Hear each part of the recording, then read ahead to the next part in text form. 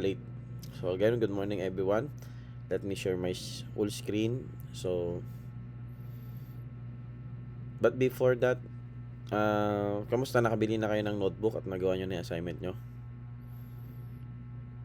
Si Jan, meron ka na? Hindi lang po tapos.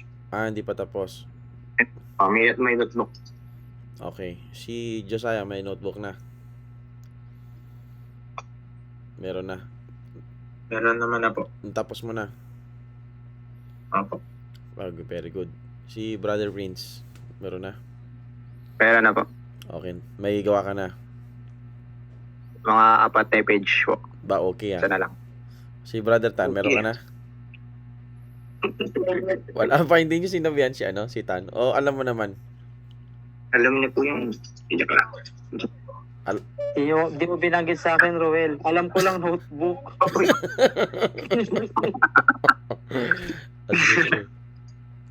So, okay. Sige. May papagawa ulit ako sa inyo. Bale next week. Dalawa na yung i-check ko sa inyong notebook. Para tayong grade 1 ngayon, bumabalik tayo sa grade 1, ano. Ganun talaga kasi nag-aaral tayo ng language. So, let me share my screen and tatapusin lang natin yung slides. Parang scratch lang yon, then pupunta na tayo sa ating module. Now, in our studies, hindi tayo masyadong pupunta sa accent. Mamaya makakita nyo kung ano ibig sabihin ng accent.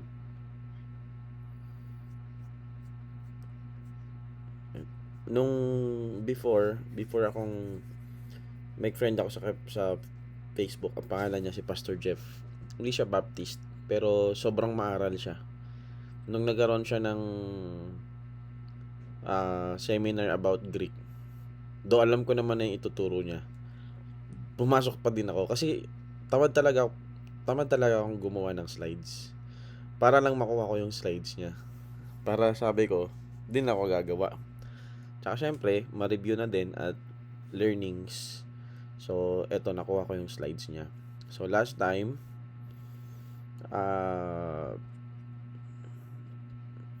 why study Greek, babalikan din natin yan mamaya sa module ni Dr. Vincent. Dito naman tayo sa 5 periods of Greek language. Meron tinatawag na Proto-Greek. Lahat naman ng language may ganyan eh. And then Mycenaean Greek, the language of the Mycenaean civilization. Then Ancient Greek, it is widely known throughout the Roman Empire. Ito yung language of the philosophers nila Plato, nila Socrates, tsaka sino pa ba yung tatlong yun. Yan yung language, Ancient Greek. And after ng Ancient Greek, ito na yung Koine Greek. Koine Greek means common. The first common Greek dialect which became a lingua franca across the Eastern Mediterranean and Near East. Now, when you say lingua franca, ngayon, anong lingua franca natin? Yung common language. Our lingua franca today is English.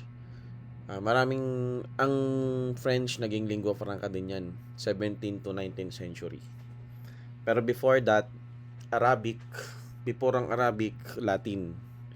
So, nung time ng dahil na mayagpag ang Roman Empire, Latin. Kaya nga, babasahan kita ng Latin, huwag kayong matakot doon, ano. Nung bata ako, pag sinabing, marunong mag-Latin yan. Kasi yun daw yung dasal pang demonyo. Latin, then Arabic, and then 17th to 19th century, yung French, and then English. Meron din naman Elizabethical or English na Old English. Kaya sa mga spelling contest, ang rule, pwede ba Old English o hindi pwede? Kasi iba-iba yung mga spelling. Halimbawa, yung King James, yung mismong 1611. Yung King James kasi nahawak natin, hindi na yan 1611. Na ano yan, edition na yan ng 17 something. Kalimutan ko lang, basta 17. So, after 100 years, so yung sa library natin, alam ko meron tayo dyan eh. Hahanapin lang natin sa library. Meron dyan as in 1611 na translation. pag nag-library tayo, hanapin natin yon. Kasi gusto ko i-exercise nyo din yung sarili nyo para for the sake of learning. Magbasa ng Old English. Doon, yung U, V. Tapos, walang letter J. Hindi, I mean, walang letter J, walang letter V. Kasi yun yung Old English eh. So, yung Jesus, hindi Jesus. Parang Yesus. Ganun. I-E.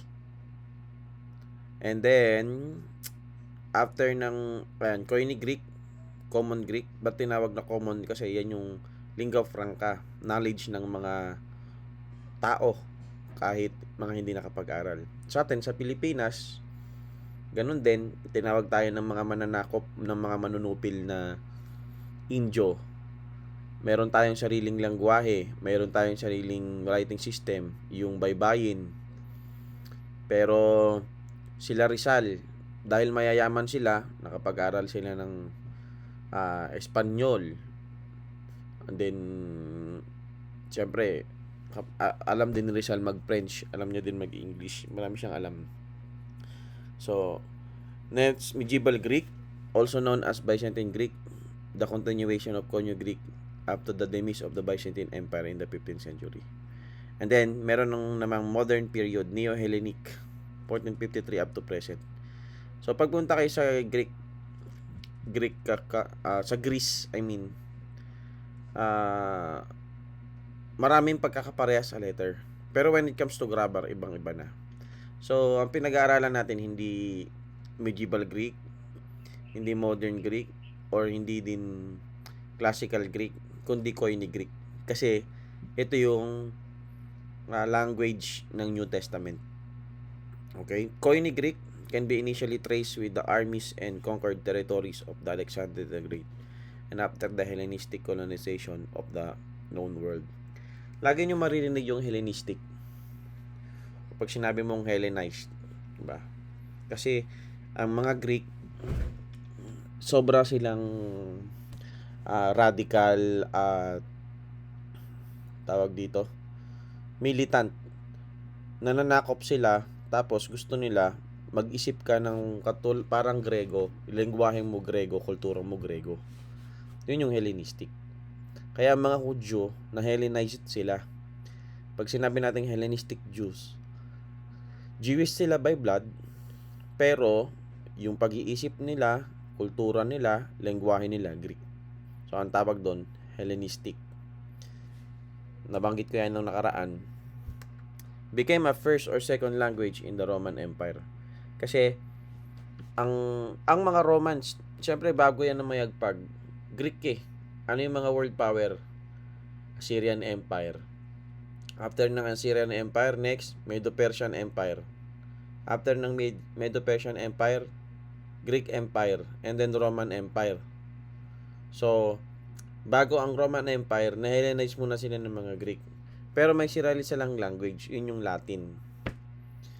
Became, letter C, the origin of Christianity can also be traced through Koine Greek because the apostles used this form of the language to spread Christianity. It is also known as Alexandrian dialect, Hellenistic Greek, New Testament Greek, or Biblical Greek. Skip natin tong mga verses. Now, alam nyo ba yung symbol na to? Diba sa kotse, pag may nakita ko yung ganyan, ay Christian yan. Jesus. Isda yan, isda. Pero ang pangalan yan ay Ictus. Yan. Okay. Ictus. Do you know that the Greek word Ictus, which means peace, is an acronym? So, ayan, yan, Greek, makikita nyo yan, majuscule yan, capital letter ng Greek alphabet. Ictus. So, Jesus, Christos, Christ, Theos, God, Uyos pala. Uyos, Son, then Soter, Savior. Kaya nga soteriology, diba? Soter. Jesus Christ, God, Son, Savior. So, etong symbol na yan, ginamit yan ng mga Christians after ng mga apostles, first century Christians, nung pinapersecute sila ng mga Romans dahil nga sino itong Jesus, ano ba tong Christianity na ito. Ang ginawa ng mga Christians, para nagkaroon ng secret society, ginawa nilang symbol yan. So literal silang nasa kuweba, mga sa tagong lugar. Then pag pinakita mo yung symbol na yan, Christian to. Kaso nga lang, naraman ng mga Romano yung symbol nila. May traitor talaga eh. Hindi ko alam paano nalaman, ano? Tanungin natin sa langit. Ngayon, mga nagpanggap yung mga soldiers na Christian, then nalaman nila yung mga taguan, napatay din sila. So maraming kwento sa isda na yan. Meron pang isang symbol. Mamaya. First century ictus on a wall in Ephesus, the early Christians are communicating two symbols because Christianity is religio illicita, unlicensed religion. Meron pa itong isa. Yung bilog, tapos parang pie. Symbol din yan ng Christianity. Used it to recognize churches and other believers through this symbol because they were persecuted by the Roman Empire. Okay. Technology. Pupunta na tayo. Mamaya, babalikan natin ito sa ano natin. Sa module natin. Do meron din naman tayong kopya nito eh. So, para ma-memorize natin itong alphabet, meron tayong kanta. So, dalawa ang assignment nyo ha. Kakapsaduhin nyo yung kanta. Diba tayo, A, B, C, D, E, F, G. May ganun din sa Greek. Mamaya na natin yon. Ito, Greek alphabet. First letter alpha. As in A, father. And then, Greek alphabet, second letter, beta. Laki ng lamok ha. Nakunin mo nga yung pampatay na lamok doon. As in ball. Mamaya, pag-aaralan natin yung phonetics o paano banggitin. And then, gamma. Yung alpha, tsaka yung beta, medyo hindi mahirap tandaan. Kasi, parehas lang sa atin eh. And then, yung, etong gamma, ito, medyo parang letter L na nakabaliktad. Kapag capital letter, pero pag small letter, parang letter Y. Pero titingnan ko yung mga ano nyo, mga gawa nyo mamaya. Titingnan mamaya next week. Iko-correct natin ano. And then delta. So parang square. Ako hindi ako masyadong familiar sa capital letter. Kasi sa pag-aaral ng Greek, puro small letter yung pag-aaralan natin. Pero nare-recognize ko. Yan, delta. As in depth. And then epsilon. So wag kayong malilito sa epsilon, sa eta, tsaka sa iota. Mamaya, i-differentiate natin yun. Epsilon, meron pa kasing eta eh. Pares din e. As in set. Epsilon, eta, tsaka iota. Yan yung lang yung nakakalito dyan. And then zeta. So pag susulat mo siya, marami siyang meron mo ng pagganon sa taas. As in Zion. Ito na yung eta. Yung capital letter ng eta ay it looks like letter H. Okay? As in obey. So epsilon, tandaan natin, pag ganyan, hindi mahirap tandaan. Pero minsan, ang mababasa mo dito, eta. Hindi, ang eta ganto. Okay? Or obey. Pero yung 8, hindi to yung ate 8, obey. 8, eta. And then, eto madali lang. Theta. Yung ibang yung professor ko kasi sa Dallas, ang bigkas niyan hindi TH th. Siguro dahil sa Korean Korean accent. Se, parang ang diyan se, hindi niya mabanggit yung TH se. Pero ang banggit natin diyan the, as in theme. Okay?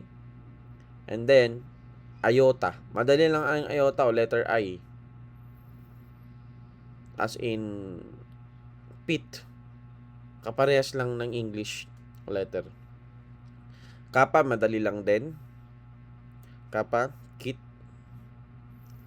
And then, lambda. Ang lambda, parang nakabaliktad na letter V. So, parang sa small letter, nakabaliktad na letter L. Na letter Y, as in light. And then, mu. Madali lang din. Kung tama yung pagkakasulat mo, kaya nga, check natin yung pinapractice ko sa inyo paano magsulat. Kasi minsan, baka ang maisulat mo dito, pag walang, nakikita nyo ba yung mouse ko?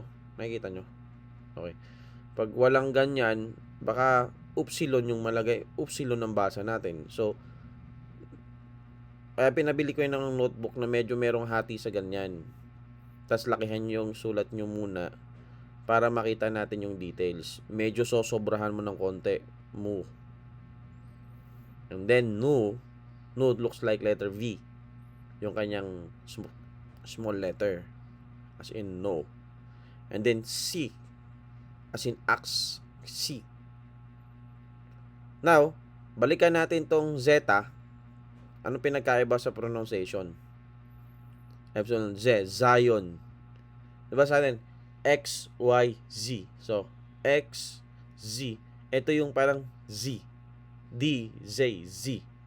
Z. Pero etong as in X talaga. C, X. Kung papansin niyo yung ang pagkakasulat nito parang katulad ng Z. Pero meron pang isang paganto yung isa. So, mas maraming turn. Okay? Mayroong dagdag. So, huwag kayo malilito sa Z tsaka sa C. Okay? And then, Omicron. Now, huwag din kayo malilito sa Omicron tsaka sa Omega.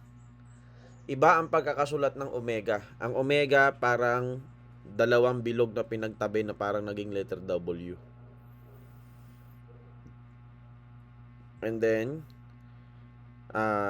P, as in, ito, sa atin, kung nag-algebra naman kayo, nag-math, palagi natin itong ginagamit.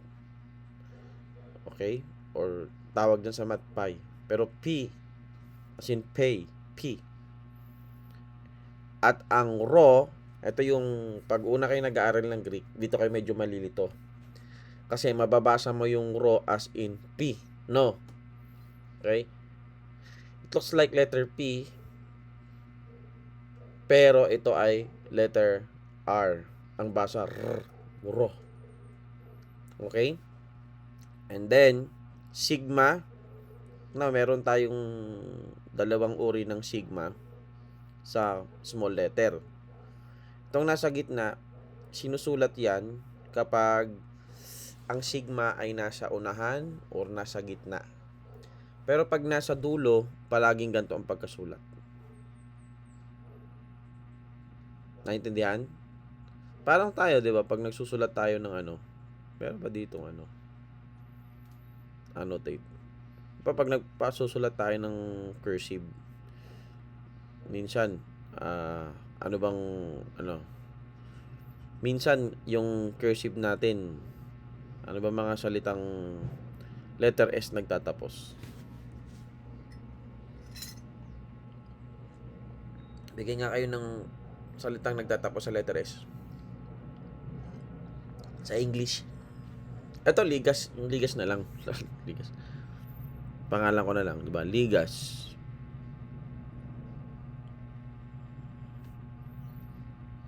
Di ba? Ganyan pagkakasulat. Sa English, may ganyan din eh. Parang naiiba yung letter S pag nagsusulat ka ng cursive.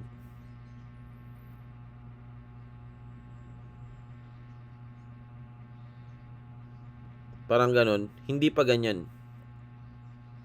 Pag ganito. Nagets nyo ba? Ibang magsulat ng cursive. Yung letter S nila pag dulo, hindi ganyan. Pag ganito. Para magkaiba. So, yun lang ang rule. There's nothing special with that, but that's the rule. It does not affect the interpretation of the word. So in the middle or at the center, the front, you will write it like this, sigma. But if it's at the that pala mag-aral ako mag-English, magturo ng Greek, no? Kasi si Lon P kung magpo-fourth year yun. Ang hirap naman magturo ng ano. If it's nandito sa dulo, so you will write it like this. Okay, burahin natin to. Tau. Okay. It's not difficult. It looks like letter in English. Tau. And then upsilon.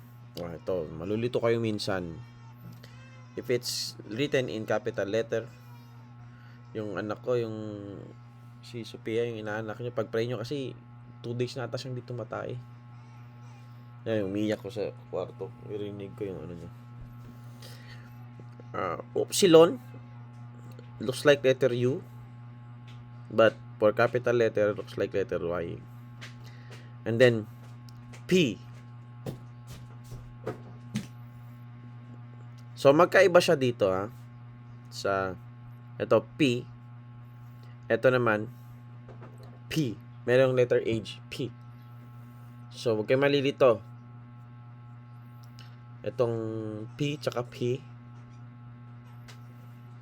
para magkapareha sila ng pronunciation eh.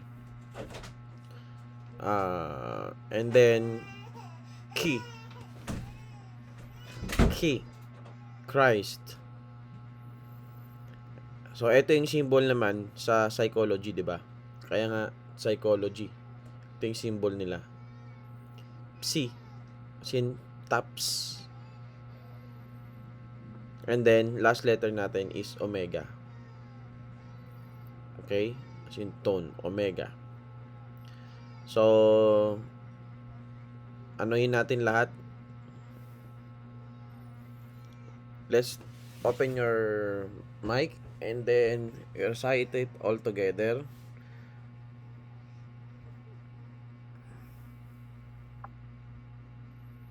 Wait lang, mag-charge lang ako.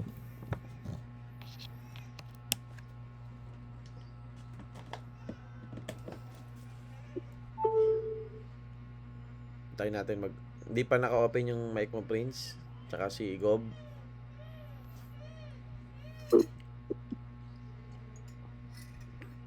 Open your mic, Brother Katan, and let's read it all together, and then after that isa-isa, ha.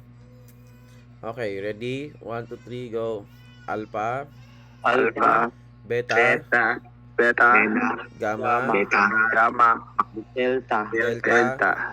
epsilon, zeta, eta,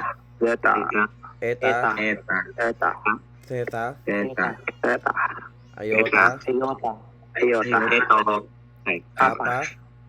kappa, and lambda, mu, si, omicron, pi, rho, sigma, tau, upsilon, k, psi, then omega. Okay, pakinggan natin yung kanta, ha. Then bago tayo mag-isa-isa. Oh, naiyak si Sophia. Ba, okay, ah. Ayan. Hindi ganun eh. Iba yung tono. Alpha, beta, gamma, delta, epsilon, zeta, eta, theta, iota, kappa, lambda, mu, nu, xi, omicron, pi, rho, sigma, tau, upsilon, phi, psi, omega. Very nice. It's catchy. Thanks. But to be honest, I could have used a little more cowbell. I thought it sounded pretty good. I'm telling you, you need the cowbell louder. Don't you think it's gonna draw me out? I gotta have more cowbell. Okay. Alpha, beta, gamma, delta, epsilon, zeta, eta, theta, iota, kappa, lambda, mu, nu, xi, omicron, pi, rho, sigma, tau, upsilon, phi, keep, psi, omega. Okay, one more time. Ulitin natin one more time para makabisado natin. The next week, Sige. kakabisaduhin nyo to, tapos next week, isa-isa tayong magkakanta, isa-isa kayong kakanta. Pure performance task. Alpha, beta, gamma, delta, epsilon, zeta, eta, theta, iota, kappa, lambda, mu, nu, xi, omicron, pi, rho, sigma, tau, upsilon, phi, keep, psi, omega. Very nice. It's sketchy. Thanks. But to be honest, Alpha, beta, gamma, delta, epsilon, zeta, eta, theta, iota, kappa, lambda, mu, nu, xi, omicron, pi, rho, sigma, tau, upsilon, phi, keep, psi, omega. very nice. It's sketchy. Thanks. But to be honest, I could have used a little more cowbell. I thought it sounded pretty good. I'm telling you, you need the cowbell louder. Don't you think it's gonna draw me out? I gotta have more cowbell. Okay. Alpha, beta, gamma, delta, epsilon, zeta, eta, theta, iota, kappa, lambda, mu, nu, xi, omicron, pi, rho, sigma, tau, upsilon, phi, keep, psi, omega. Okay? So, isa-isa tayo ngayon. On my screen, ang una si John. Si re-recite mo, okay? Babasahin mo muna. Pero mamaya wala na tayong kopya. Ray ko. Sige, John. Wala pa. Yan. Open mo yung mic. Yan. Okay. Basahin pa lang po, no? Opo. Alpha, beta, gamma, delta, epsilon, zeta, eta, theta, iota, kappa, lambda, mu, nu, si, omicron, pi, rho, sigma, tau, epsilon, pi, chi, psi, omega. Okay. So, eto, hindi siya eta. Parang EI. Parang Eta. eta. So, Eta. Oh, yan. pag masanay tayo na eta, baka hindi tayo maintindihan ng ibang students. Pero naiintindihan ko. Pero eta. So, zeta, Eta. eta, theta, iota. Okay, thank you. Next, si Prince. Iota pala to.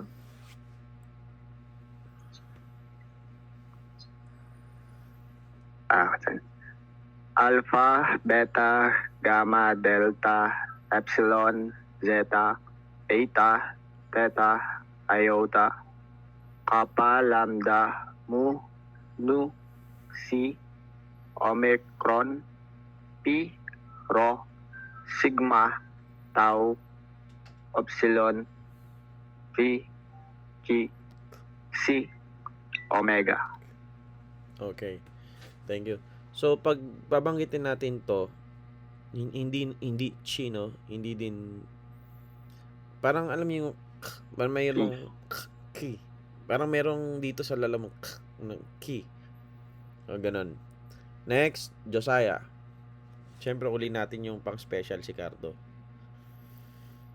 Alpha, beta, gamma, delta, epsilon, zeta, eta, theta, iota, kappa, lambda, mu, nu, si, omicron, pi, rho, sigma, tau, upsilon, pi, chi, psi, omega. Okay. Yung beta natin, ang tamang pronunciation kasi niyan, beta. Hindi siya beta, beta. O, so sanayin na lang natin na alpha, beta, gamma, delta, epsilon, zeta, eta, theta, iota, kappa, lambda mu nu si omicron pi rho sigma tau epsilon pi k ki psi omega. Next, cards. Pwede cards. Alpha, Beta, Gamma, Delta, Ulit. Epsilon, Beta. Isa pa. Ah. Ulit. Beta. Okay, isa pa. Alpha. Alpha, Beta, Gamma, Delta, Epsilon, Zeta, Eta, Theta, Iota, Kappa, Lambda, Mu, Nu, Psi, Omicron, Pi, Rho, Sigma, Tau, Epsilon, Pi, Chi, Good. Si, Omega. Okay, very good. So, yung iota, wag nyo sasabihin yan sa Ilonggo, ha? Kasi bastos daw. Ewan ko sa kanila. Okay. Sino magta-try? Alpha, Beta, Gamma, Delta, Epsilon, Zeta, Eta, Theta, Iota, Kappa, Lambda, Mu, Nu, Si, Omicron, Pi, Rho, Sigma, Tau, Epsilon, Pi, Ki, Psi, Omega. So, next time, walang ganyan.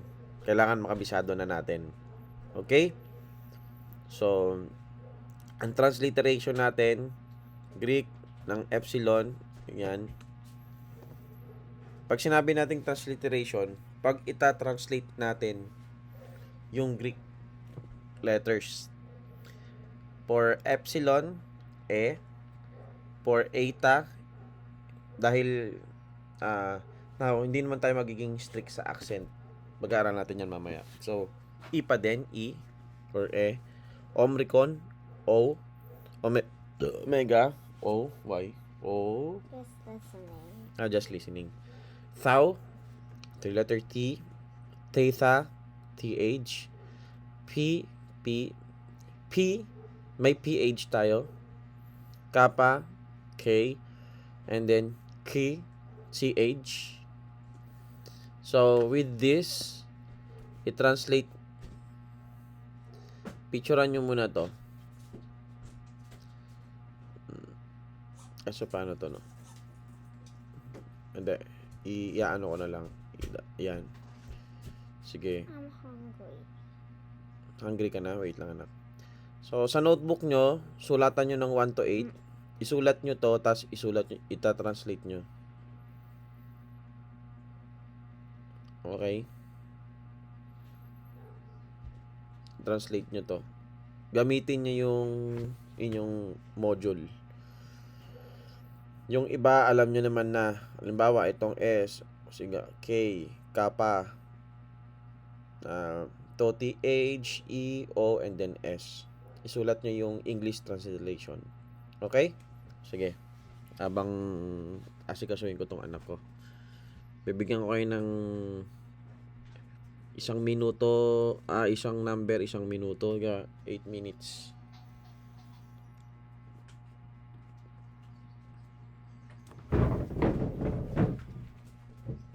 Hungry ka na?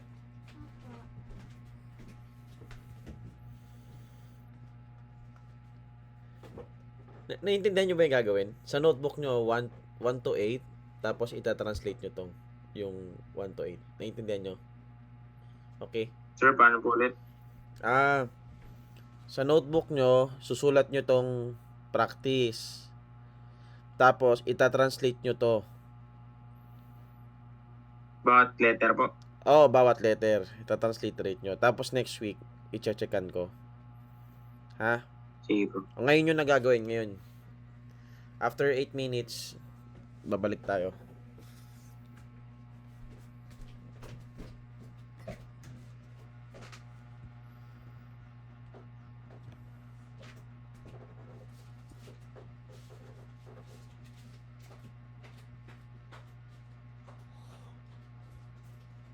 You want to go with me?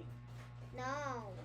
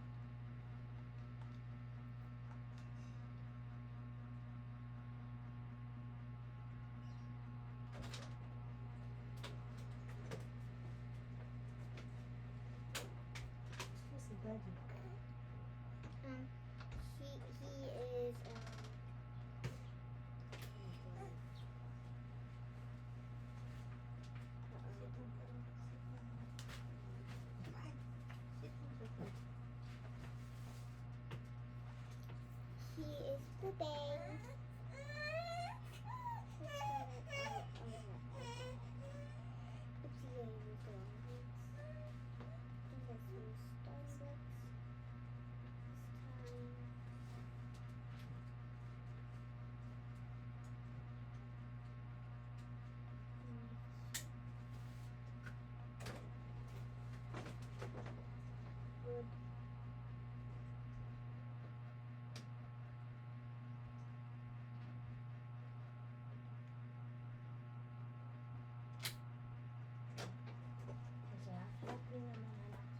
What?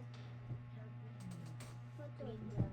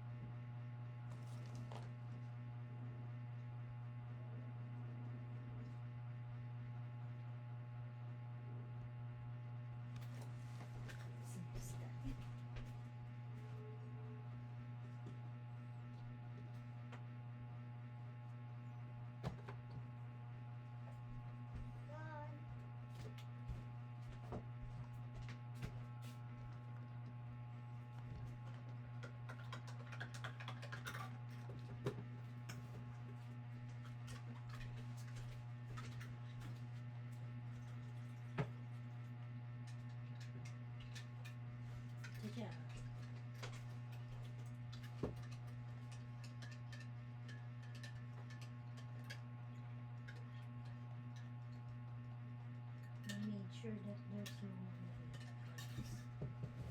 tapos they had some bread. Toast. Yes. Have little bread na. What's not toasted? Dip it in your water. Toast.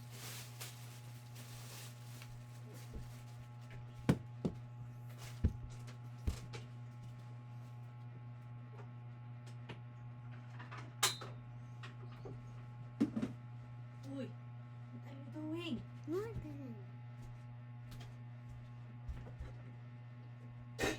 Mama, where's the charger of the Game Boy? I do this. Nothing. Uh-oh. Okay, I guess it's the...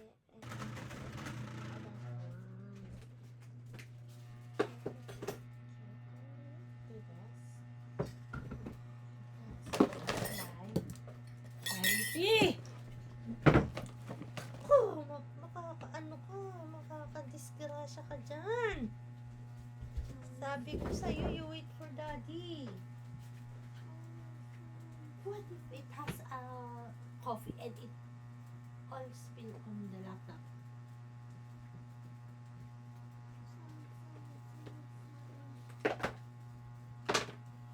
Basta daddy stable. Huwag kang ano.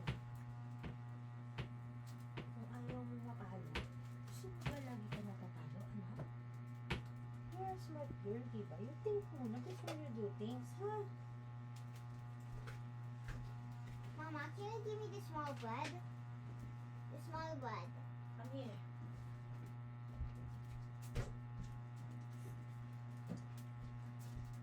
Thanks. Happy na.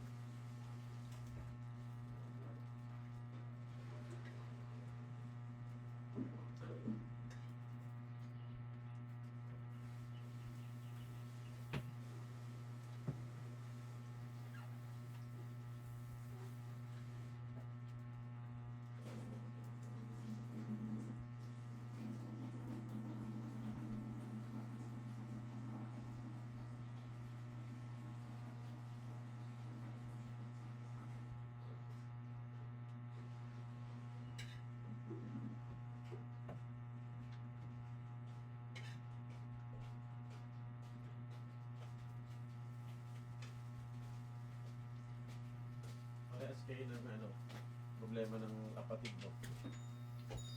Mami, grabe. Grabe yung Okay ka lang? Yeah. Bakit? Video mo pag wala ka.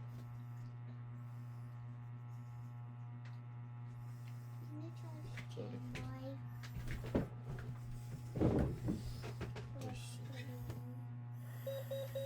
Shh.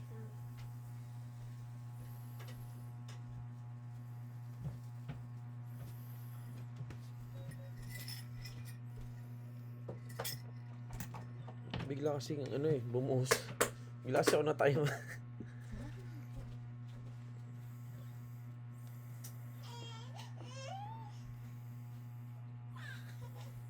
send me your shirt, toasted bread. Thank you. Sabi niya, eat na. Sakit yung mo? Tumain na siya? Pero pwede na daw siya mag-supportory, sabi ni ChatGPT. Klase lang.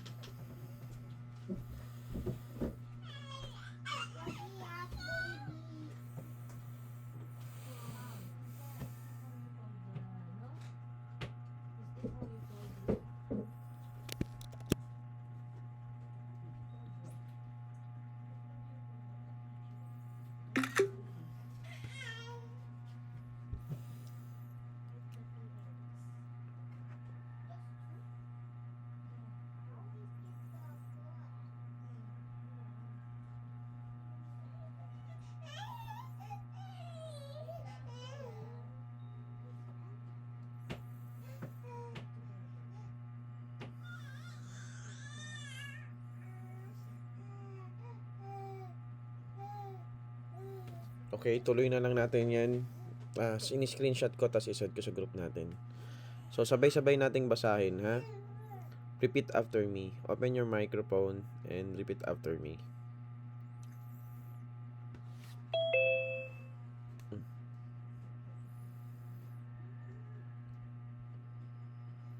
Okay, number 1, Theos. Chaos. Chaos. Okay, Theos. Number 2, Curios. Curious. Curious. Curios. Number 3, Dikaiosune. Dikayusune. Very good. Dikaiosune. Then number 4, Paulos. Paulos. Yan, Paulos. ito ay capital letter kasi noun yan, pangalan, proper name, kaya capital letter. Number 5, Ginosco. Ginosco. Hindi ginost ko yung ginost niya. Ginosco. Ginosco. Next, number 6, Logos. Logos. Number 7, Adelpos. Adelpos. And then number 8, Agape. Agape. Okay, Agape. Good. So, okay. Sa pronunciation, kapag ang dalawang gamma ay magkatabi, ang pronounce mo sa kanya ay NG. Halimbawa, ito. Alpha, gamma, epsilon, lambda, omicron, and then sigma. Hindi mo basa dyan, aggelos. Pag ang dalawang gamma magkatabi, ang basa mo na dyan, angelos. Okay? Angelos. Yung iota sometimes behave as a consonant when it begins a word. Like Y in English. Thus is Jacob. Is Jacob or Jacob. So, iota. Okay? Bihira naman yan. Ensure that there is a difference in sound between itong kappa and then C by overemphasizing in H sounds in key. So, may H key. So, kappa. Kasi pag babasahin mo ito, parang Christos. Ba?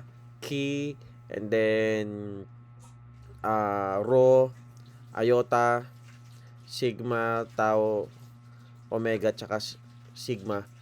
Christos. Ito naman, walang, itong kappa, walang letter H. So, Greek rho should really be pronounced as aspirated. As RH in rolled. Parang merong H when you pronounce yung rho. 'Di ba pag susulat mo yung rho, RHO, yung phonetics niya, so rho. Merong letter H. So, tinuro ko na to sa inyo. Kanina yung sigma. Kapag nasa last letter of a word is written, ito ang gagamitin natin. Example, yung Christos. This is key, rho, iota, sigma, tau,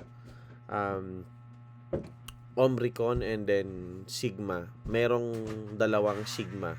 Pero yung sigma na nasa center or nasa middle, written like this. While sigma at the last letter, written like this. Yung zeta naman. When zeta begins a word, kasi itong pronunciation rules, wala to sa sa module, no? When zeta begins a word, it is pronounced as Z, as in zebra. Otherwise, it is pronounced as DJ, as in suds. Halimbawa, ito, sodzo. Pero pag nasa unahan siya, Z. Pero pag nasa gitna, DJ, sodso. It can often be helpful to know that in English words derived from Greek, the upsilon has become Y. For example, ito, mysterion. This is mu, this is upsilon, this is sigma, this is tau, this is eta, this is rho, this is iota, this is omicron, and then nu. Mysterion, so mystery. Yung ictus. Ictus, kapag tinranslate mo sa Greek, letter 'di ba? Parang letter Y. So ictus. Ito yung mga vowels natin. Same lang. Ang nakakalilito lang dito yung eta tsaka eta. Yung itong epsilon tsaka itong eta. Alpha, and then epsilon, eta, iota. At itong dalawa, so parang merong dalawang letter E sounds tsaka O sounds, yung epsilon tsaka yung eta. Pero itong O, Omicron, and then Omega, and then Upsilon. So, anong pinagkakaiba niyan? Ang Epsilon and Omicron always short. Now, hindi naman tayo very strict sa sa pronunciation. Okay? As long as alam natin. Yung Eta and Omega, always long. Yung Alpha, Iota, and then Upsilon, either short or long. Depende sa accent. Okay? Na meron tayong mga diphthong. Babalikan natin ito mamaya sa module natin. Yung diphthong is two sounds that unite in a syllable forming a single sound. For example, when an alpha and iota, pag magkatabi yan, hindi pronounce mo ganito, I, no? Diphthong yan. So, I, as in Isles sa English. So, ang alpha at ang upsilon, yung mga vowels na magkakatabi, hindi AU, no, AW. Para magiging AW. Tawag dyan diphthong. Tandaan nyo ha. And then, ang epsilon and iota, hindi AE, hindi A, as in height in English. Ang epsilon at upsilon, pag magkatabi, hindi AU, parang feud, feud. Omicron, iota, OI, as in oil in English. And then, Omicron and Upsilon, O, group. And then, Upsilon and Iota, Uy, as in quit. Tawag dyan, diphthong.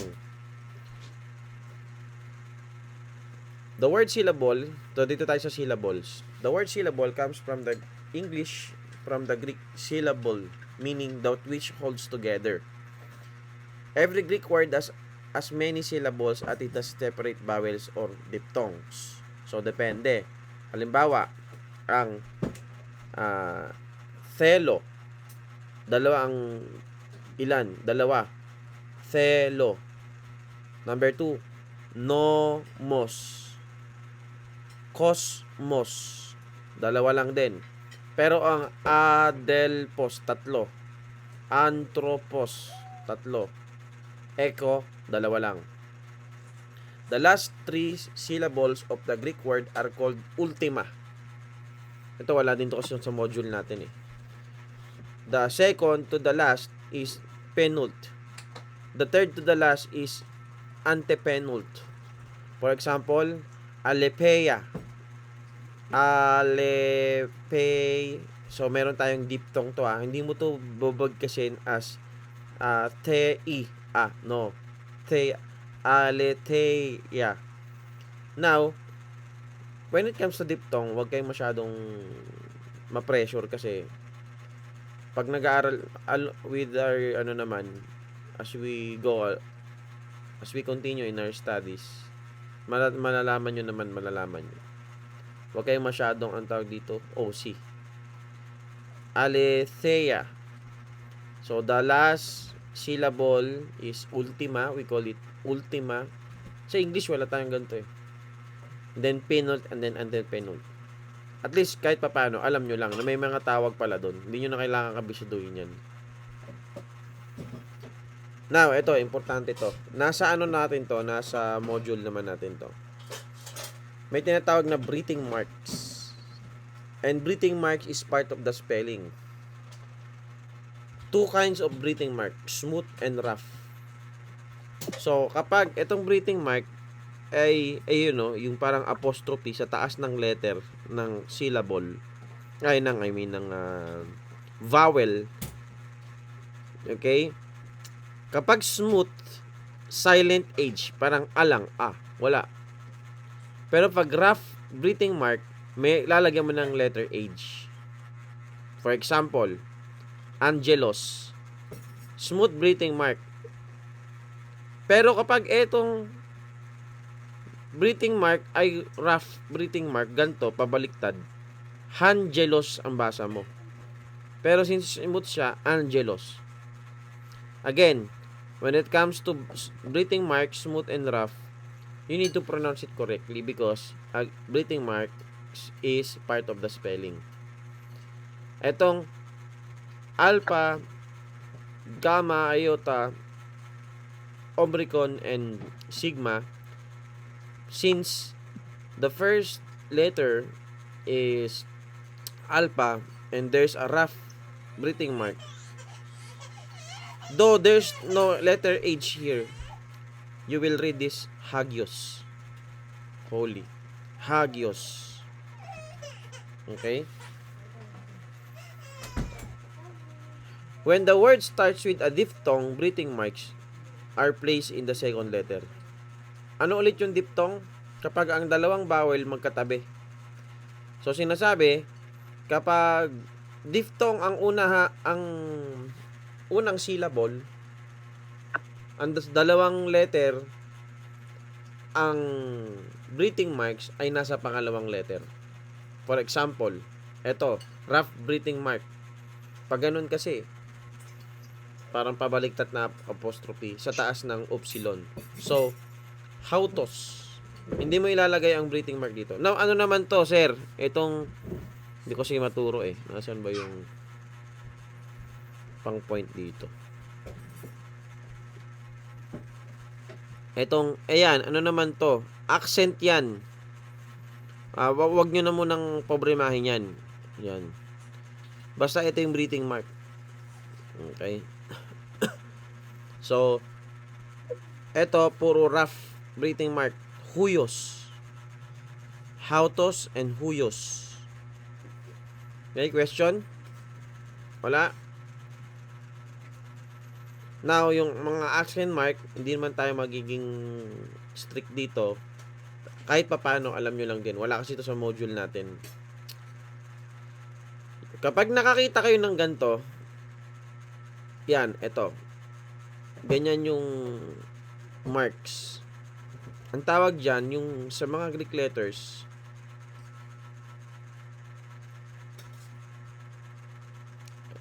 ito. Kita nyo, di ba? Merong mga kung ano-ano nasa taas ng letter. Yan yung mga accent. Kung paano mo siya bibigkasin. Pero again, hindi na tayo magiging strict dyan. Our goal is to hindi para makapagsalita ka fluently ng Greek, kundi maintindihan mo yung word of God. So, if you read this one, N, since nagsisimula sa vowel, may breathing marks but it is smooth breathing mark. And K, makita mo sa eta, may parang ganun na alon. Yan yung mga breathing mark. Mga breathing mark yan. Kung paano mo babanggitin. Ay, hindi, breathing mark. Ang mga accent yan. Kapag ganito ang accent, nasaan na yung ano natin? Acute accent marks. So, itong ton. Hindi siya ton. Di ba sa Chinese may ganon? Yung kapag ang banggit mo, naiiba na yung ano. Sa Korean kasi wala eh. Kapag iba yung sa Thailand, alam ko ganun. Sa Chinese, ganun din. Yung pronunciation mo, iba yung mataas, iba yung mababa, naiiba na yung meaning. Kaya mahirap yung ano eh. Mahirap Chinese, tsaka mahirap yung mga ganun. Pati yung accent kasama sa meaning. Sa Korean, wala. Wala namang accent sa Korean. Meron silang mga ano, mga double letter. Kunyari yung word na K sa kanila, pag dalawang ganon na magkatabi, ganon nila yung banggitin. Okay? Pag dalawang T magkatabi, talagang ganon. So, dito naman sa Greek, mga accent marks, hindi tayo masyadong ano dyan. Nung kay Sir Dennis nga, hindi niya to binanggit eh. At least alam nyo lang din. Acute ton. Yung grave naman, falling, to. Pampababa, no? To. Hindi siya to. To. Pero pag circumflex, ano lang? Ton. Natural lang. Ton. Okay? Dito tayo sa punctuation mark. Ito naman, nasa module naman natin to, so huwag kayong mag-alala. So, kapag comma in English, sa Greek, comma lang din yan. When you say comma, pause for a while. Then, theos. Then, period, that means period. So, comma, comma, period, period, same. English, Greek, same. But, period above the line or at the middle, that is semicolon. And then, kung semicolon, that is question mark. So, theos, theos. And then, period above the line, semicolon, then theos. Kapag semicolon, question mark. For example, since this is, tingnan na natin, acute, itong mga symbol, no? Itong mga mark, acute. Ito naman, smooth breathing mark, circumflex. Tapos,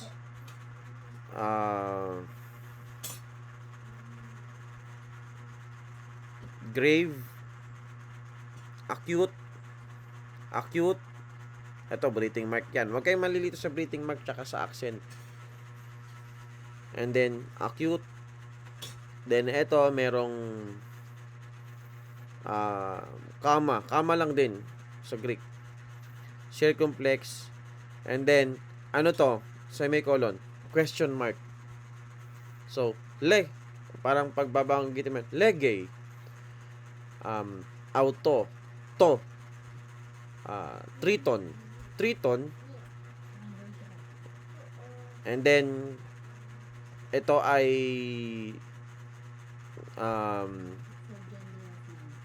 acute.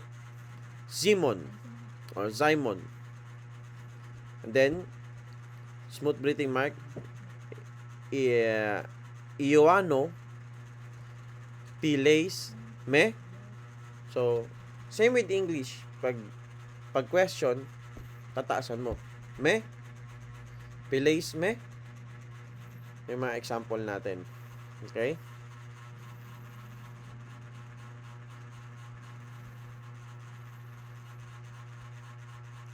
So, extra natin to. Question? Next ko. May question kayo? Punta tayo sa blue letter. 9:37 na pala, no? Siguro hanggang 10 tayo. Punta tayo sa module natin. May question? Wala? Punta tayo sa module. So, same lang din to. Meron dang information dito na dadagdag. Lakayan natin ng konti. Antok na? Cards? Antok na? Kaya pa? So, basahin nyo na lang to. Same sa nabigay natin nung nakaraan. Study of Greek grammar will actually help you word knowledge with English grammar kasi babalik at babalik ka. Halimbawa yung subject, verb, and direct object, indirect object, subject, verb, agreement. Medyo babalik tayo doon ng konti. You will not be a dependent on commentaries of other men, but will be able to do research of your own. Halimbawa, bigyan ko kayo ng isang example. Pag medyo meron kang knowledge sa Greek ng konti, Jude. Maganda yung yung walang phonetics kung paano babanggitin. Pero okay na yan. So, Iodas, Yesu Christo, Doulos, Adelpos de Jacobotois, and Theo, Patri, yung mga word na ganito, medyo mahirap yung basahin. Egias Menois, kay Yesu Christo. Makikita niyo yung mga action, Teteremenois, Kletois. And then, punta tayo dito sa verse number 3. Very important. Beloved, all diligence when I give to write unto you of the common salvation needful. It was for me to write unto you and exhort that you should earnestly contend, which was delivered unto the saints for the faith. Pistei, or from the word pistis. Again, uulitin ko, yung Halimbawa, ito yung conjugation. Soterias. From the Greek, from its root word, soteria. So, dito sa baba, ito yung pagkakaiba. Ito na yung naiba na yung form. Pero yung root word niya, o yung stem, kung tawagin, stem word, soteria. So, tingnan nyo tong, I want you to notice the word koines or koinos. Common salvation. Now, isipin mo, ano isipin ng common salvation? Ano ba to? Pag sinabi mong common, ano lang? Ay, common lang yan. Parang mababang ano lang. Kasi may narinig kasi akong pastor dati, batang Christian pa ako. Wala pa talaga akong alam, sabi niya. Tingnan nyo, sabi ni Jude, common salvation. Sabi niya, itong common salvation, ito yung mga salvation na nakakapasok sa mga Baptist church, kaya maraming hindi ligtas. So, naguluhan ako. Sabi ko, ano kaya ibig sabihin ng pastor? Ngayon, nung nag-aral na ako sa EBBC, nag-aral ka ng konti, tinuruan kami ni pastor, si Pastor Paim ang unang nagturo sa amin magtingin sa sa strong concordance. Now, itong koines, so tingnan mo yung strong word, strong number concordance. Click natin. Punta tayo dito. Transliteration, koinos. Anong ibig sabihin niya? Common, ordinary, or belonging to generality. Tingnan mo kasi, at itong common, as in common, 7 times, 3 times binanggit. Same Greek word, pero iba yung pagkakagamit. Unclean, defiled, unholy. So, sabi niya, yung common salvation daw dito sa may Jude, verse 3, unholy salvation, defiled salvation, or unclean salvation, parang maduming salvation. May ganun ba? Maduming kaligtasan? Ngayon, remember this, context is the king. Context determine the meaning of the word. Please always remember that. Context determine the meaning of the word. Sulat natin. Palaging sulat nyo sa notebook nyo.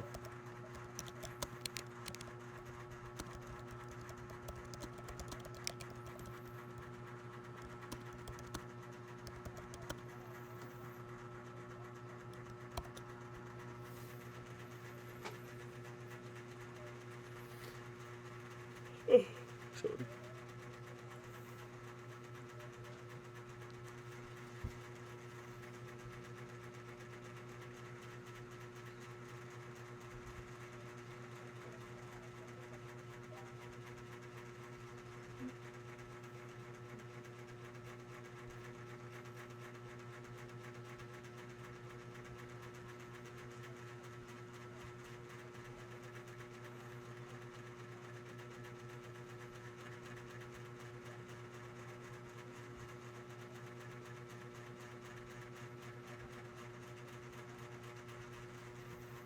Okay.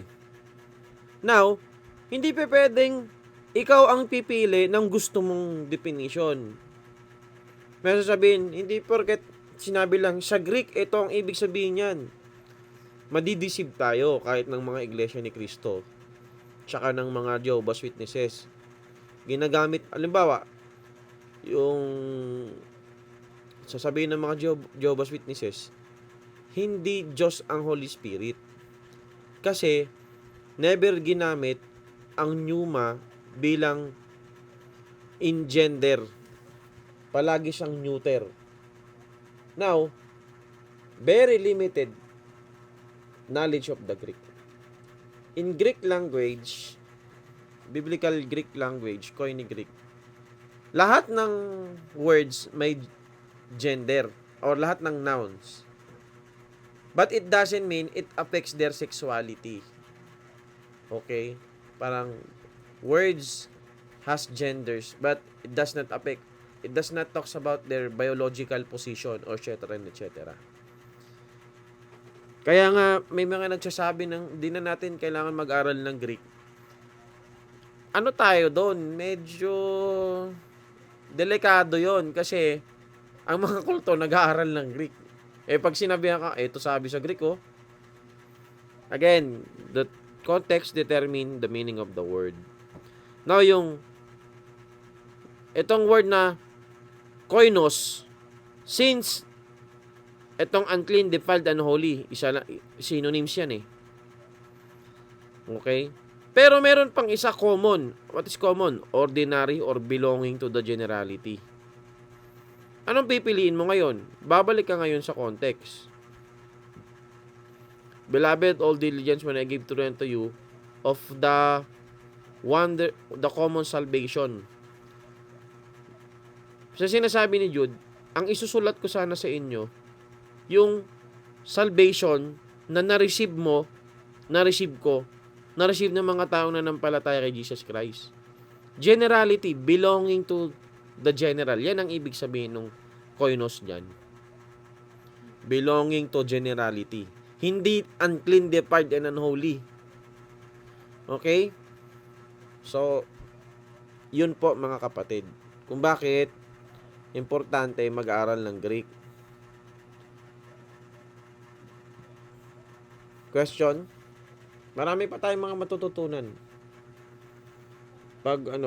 Kasi ang natin, hanggat maaari, since isang semester lang tayo, yung rules of interpretation as we study, palagi tayong mga maganto, lagi nating i-connect yung mismong ma-apply na natin.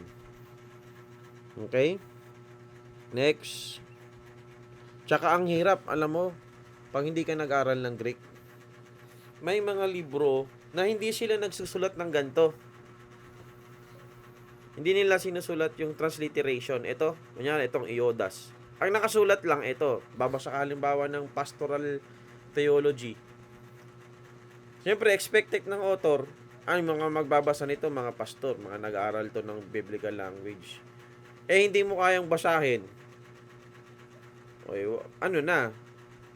Parang kulang ka. Kumbaga, nag-aaral ka pa ng theology, di ka naman nag-aaral ng Greek. Ngayon, hindi natin sinasabi na pag di ka nag-aral ng Greek, hindi mo maintindihan yung Bible. Mali din naman yun. Okay? Ang sinasabi natin, mas mabibigyan mo ng diin, ng linaw, ng clarity. Ano yung illustration natin nung nakaraan? Anong pinagkaiba nung pinapakinggan mo sa radyo yung story sa pinapanood mo? Yung nanonood, kasi maraming senses ang pinapagana eh. Marami siyang details na nakikita. Hindi katulad nung nakikinig lang sa radyo. So, parang ganun. Maiintindihan mo yung story, pero mas magkakaroon ng mas marami kang details na makikita kapag nag-aral ka ng language. Biblical, Bible language. Okay? Next. Nabanggit na natin to. So, what are the requirements to learn Greek? Meron tinatawag na glossophobia, the fear of language study. Ako, dalawa ang pinag-aaralan natin ngayon. Diba, cards? Korean, tsaka Greek. Naku, cards. Baka makita kita dyan sa church, sa Sunday school room, gumaganto ka, ginagano mo, inuntog-untog mo yung ulo mo. Ginagawa mo, cards. Wala na, di na kaya ng utak ko. Kaya mo yan. Bawas-bawasan mo lang yung iba mong mga ginagawa sa buhay. Makakaya mo yan. It is not too difficult to acquire a firm grasp of the Greek language, provided the following conditions are met. Faithfulness to class attendance and homework. So by the end of this study, kapag tayo ay magbabasa ng mismong Greek, sabay-sabay na nating babasahin to ng walang transliteration. Ito lang. Mababasa natin. 'Di ba?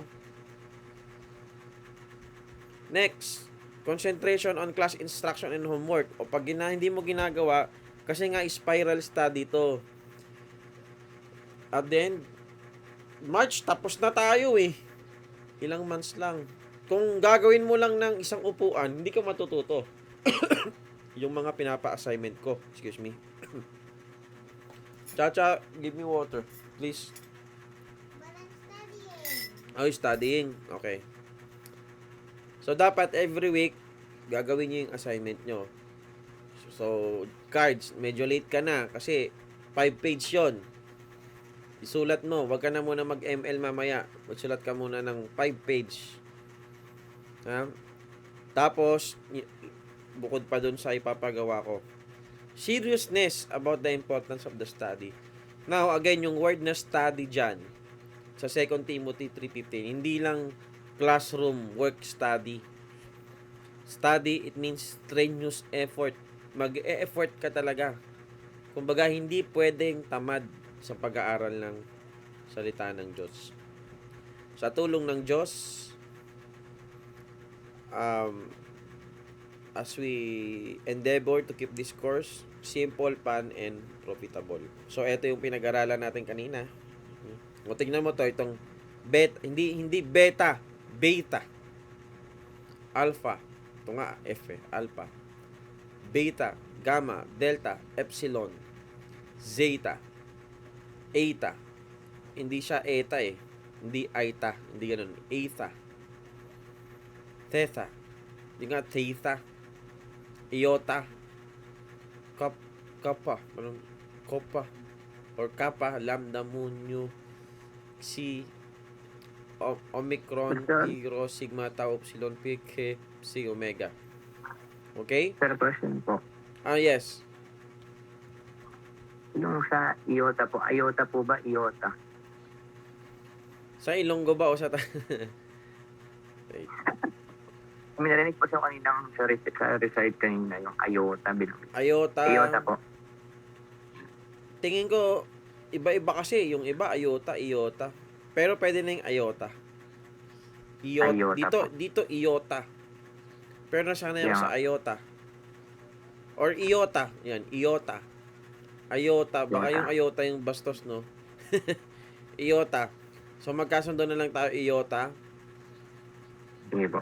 Iota. And then, iota. Yung, ito, balikan nyo to. Dapat may tamang stroke. Sa Korean, ganyan din eh. May tamang stroke yung pagsulat. Actually, sa lahat naman ng language. Pag nasanay ka sa mali, yun na yung makakasanayan mo. So, alpha, beta, pag ganun, gamma, dito delta, dito muna. Tingnan niyo yung line. Dapat, ito, medyo iba yung pagkakasulat niya ng zeta. Pero pwede na yan. Pero pwede pang ipaganto ng konti. Yung sagad dito sa line. Tapos, medyo baba pa ng konti dito. Okay, nu, eta, theta, iota, kappa, lambda, mu, nu. Etong zeta,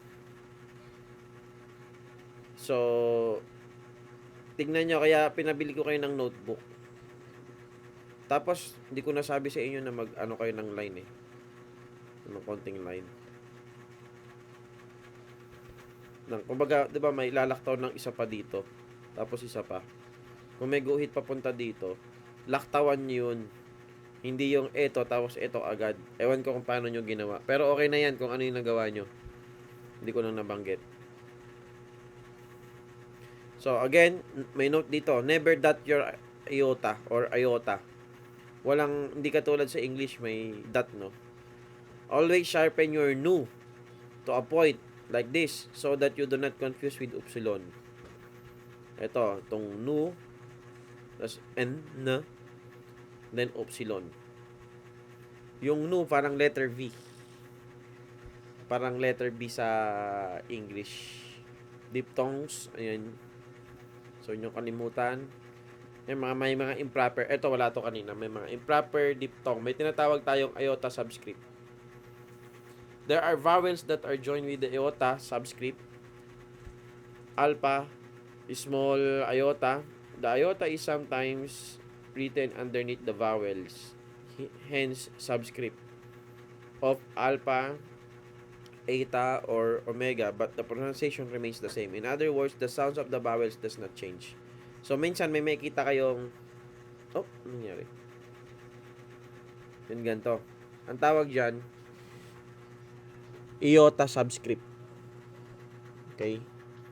Yung pronunciation, ganun pa din. Ngayon, meron niyang implication. Someday, malalaman natin. Relax lang kayo. 9:55 na pala. Okay. Katulad nito, yung dalawang gamma, pronounce mo ng NG. Okay? Angel. Hindi agel. Pag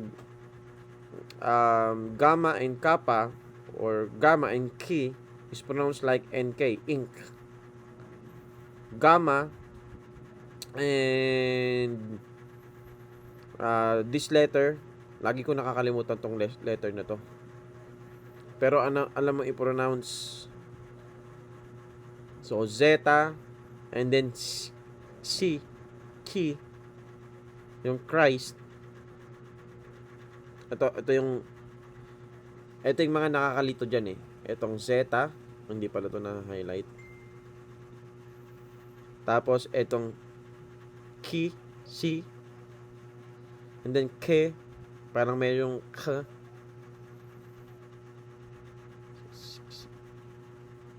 Pag ito ang magkatabi, is pronounced like NKX or links. Pero birihan naman yan. Breathing marks, tapos na tayo. Rough and smooth breathing mark. Then accent. Punctuation. And then next week natin yung ating structure of the Greek language. Ito, medyo basic. Madaling maintindihan. Dito na tayo magkakasubukan next week. Buti face-to-face na tayo. Sa the structure of the Greek language. Now, for your assignment, dalawa assignment nyo, no? Yung pakinggan nga natin ulit ng isa pang beses. Kakabisaduhin nyo to para din naman sa inyo yan.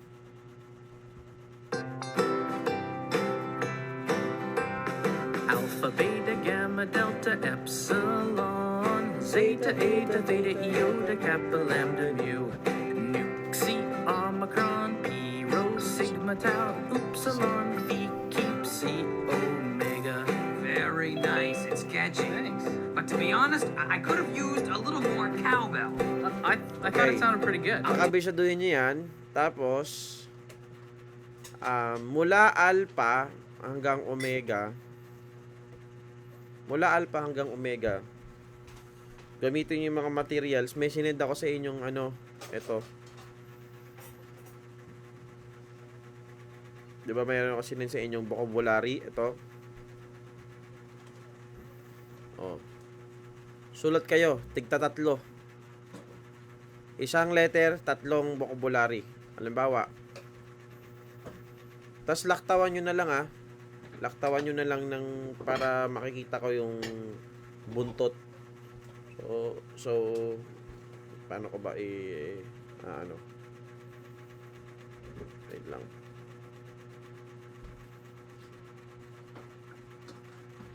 Para maintindihan nyo yung sinasabi ko.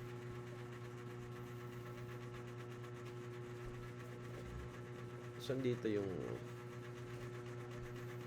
Saan ba pwede magsulat dito? Hindi pala pwede magsulat. Ito, annotate.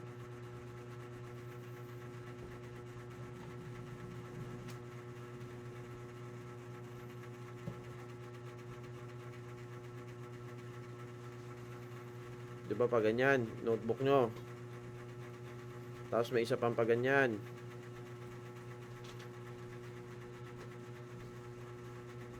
For example lang. Oh, yan. So,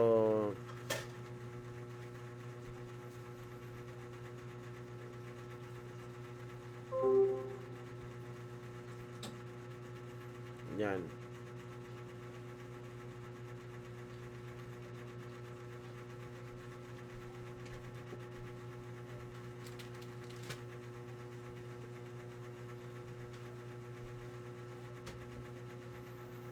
Okay, ibig sabihin ito, lalaktawan nyo.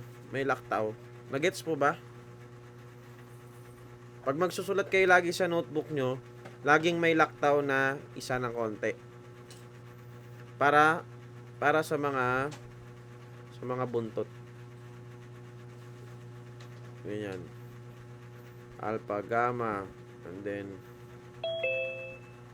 delta. Mga ganyan. C. Okay? So, para itong space na to, makikita ko yung buntot. Kasi kapag dito ka agad kayo magulo tignan na. So, ang assignment nyo, ito. Dito sa binigay ko, pwedeng ito yung gamitin nyo. Clear all the drawings. Isang letter, 3. O, halimbawa, ito piliin mo. Agapos, agape, tsaka agapetos. O, sulat. Practice.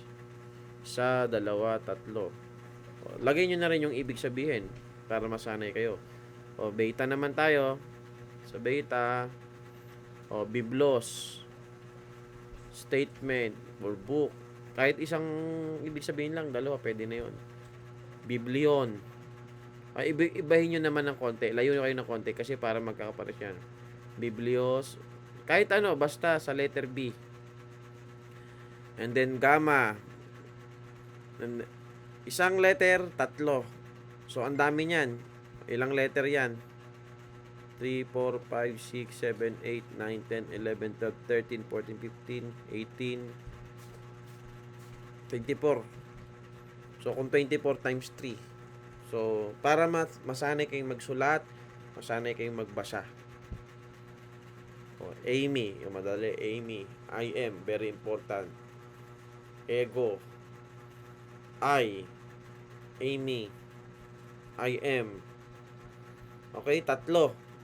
Naintindihan ba? Yes, sir? Yes, sir. O, marami na Tanong kayong... lang po, sir. Let's go. Ano yun, Ter? Copy, sir.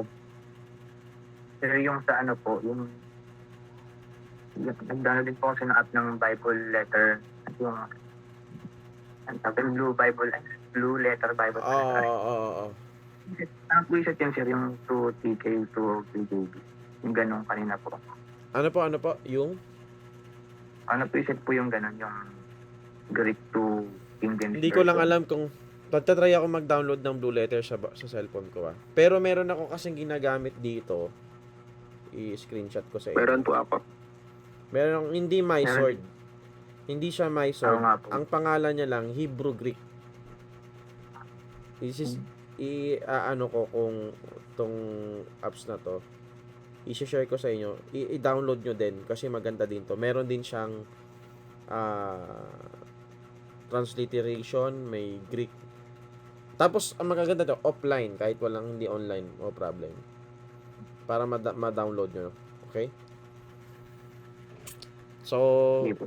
5 pages nung nakaraan, last assignment nyo. Tapos, lagyan nyo ng date. No? Lagyan nyo ng date. Para pag mag-check na ako, hindi ako malilito. Tapos, Sir, tama po ba yan sa video? oh, Hindi po kasi ako umopya eh. sa video, okay lang yun. Sa video, kakantahin nyo, isa-isa, tapos yung vocabulary, isang letter, 3 words, Greek words. Okay? So, ayun na, 10 o'clock na. Makapagpahinga tayo at makapag-prepare tayo sa second subject. Pag-pray natin si Brother Governor Ricardo Tan Bernabe III. Closing prayer. Pag-pray nyo si Sophia na maging okay yung kanyang tiyan. Hindi po. Tayo po'y manalangin. Manaming Diyos sa langit, Panginoon. Nagpapasalamat sa mga ganito. Maraming salamat po sa buhay ninyo pong ginagkaloob sa bawat isa. Panginoon, maraming salamat dahil Pastor Jormar sa ginamit niyo upang magturo about sa Greek this subject. And Panginoon, patuloy niyo siyang magpalain, gamitin sa inyo pong ministeryo. Hindi po siya ng mga ayos na pangatawan. Provide niyo po kanyang pangailangan. Dalangin din po namin kay Sophia na Yes, Lord. pagdulungin niyo po siya sa kanyang karamdaman. At patuloy niyo po siyang bigyan ng lakas. Maging malusog na bata o Diyos. At muli po sa aming kanya-kanyang paghiwalay. Patuloy po namin patuloy po na kayo pong siyang gumabay sa bawat isa. Ilayin niyo po sa anumang uri ng klaseng kapahamakan at disgrasya. At sa aming next subject, ngayong araw na ito ay patuloy niyo po ang bawat isa bigyan ng katalinuhan, kalakasan sa pag-aaral, kasipagan ng Diyos. Ganoon din po sa next teacher for the subject. At ito lamang po aming dinadalangin, pinapasalamatan sa matamis na pangalan ni Jesus, na aming Diyos at sa rin tagapagligtas. Amen. Amen. Thank you very much, guys. God bless you. Nag-picture na tayo kanina. Yes, Okay sir. na yun. God bless you. See you next week. Bye-bye. Sige po.